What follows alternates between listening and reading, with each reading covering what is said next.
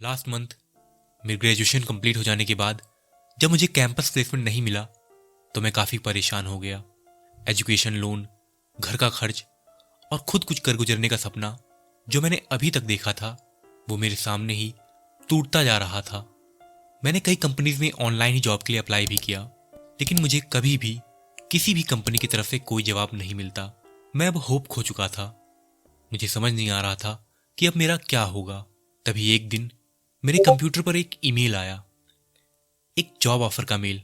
Job offer? पर इस company में तो मैंने अप्लाई भी नहीं किया था। खैर, जब मैंने पूरा ईमेल पढ़ा तो मेरी खुशी का कोई ठिकाना ही नहीं था। इतनी अच्छी सैलरी। मैंने मन ही मन सोचा कि अगर इसको कर लूंगा तो मेरी अच्छी खासी सेविंग हो जाया करेगी। हालांकि एक प्रॉब्लम जरूर थी। ये कंपनी शहर से 30 किलोमीटर दूर थी और रहने खाने का प्रबंध मुझे ही करना था। मैंने इस बारे में ज्यादा कुछ नहीं सोचा और जॉब के लिए हाँ कर दी। कंपनी ने मेल के थ्रू ही मुझे अपॉइंटमेंट लेटर भी भेज दिया।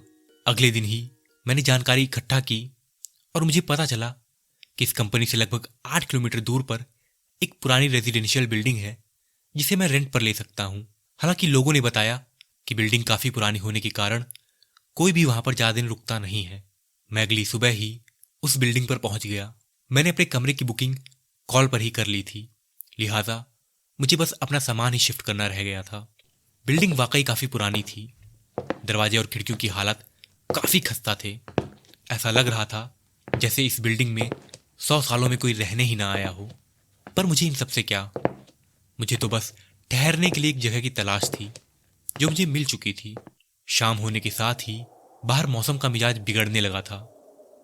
ऐसा लग रहा था कि आज रात जोरदार की बारिश होने वाली है। मैं भी जल्दी जल्दी खाना पानी करके कमरे की खिड़की पर बैठकर बाहर मौसम के हो रहे करतब को देख रहा था कि तभी वो क्या था। मेरे सामने कंपाउंड में एक काली आकृति तेजी से भागते हुए गई। कहीं ये मेरा भ्रम तो नहीं? ये सोचकर मैं इस घटना को अपना वहम मानने लगा और आराम करने के लिए चला गया। रात के करीब 11 बजे मेरी नींद किसी के चलने की आहट से खुल गई।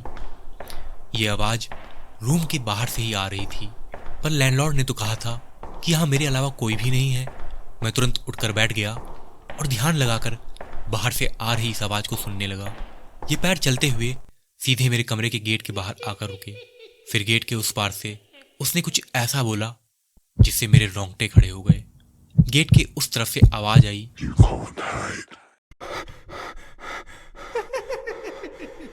मैं अपने बेड से उठा और कमरे का दरवाजा खोल बाहर की ओर देखने लगा। यहां तो दूर दूर तक कोई नहीं था। कहीं ये सब मेरा कोई वहम तो नहीं? मैं वापस अपने कमरे में चला गया और बेड पर बैठे हुए इसी बारे में सोच रहा था कि तभी मेरे कमरे में लगी लाइट्स अपने आप ही फ्लिकर करने लगी। कमरे के चारों ओर से अजीब डरावनी किस्म की आवाजें आने लगी। मेरे समझ में आ चुका था कि ये बिल्डिंग पक्का हॉन्टेड है और इस कारण से ही कोई यहाँ पर टिकता नहीं है। मैं अब एक और मिनट भी यहाँ नहीं रुकना चाहता था। मैं भागता हुआ गेट पर पहुंचा और उसे खोलने की कोशिश करने लगा। लाख कोशिशों के बावजूद भी गेट नहीं खुल रहा था। ऐसा लग रहा था जैसे वो अपने आप ही लॉक हो गया हो।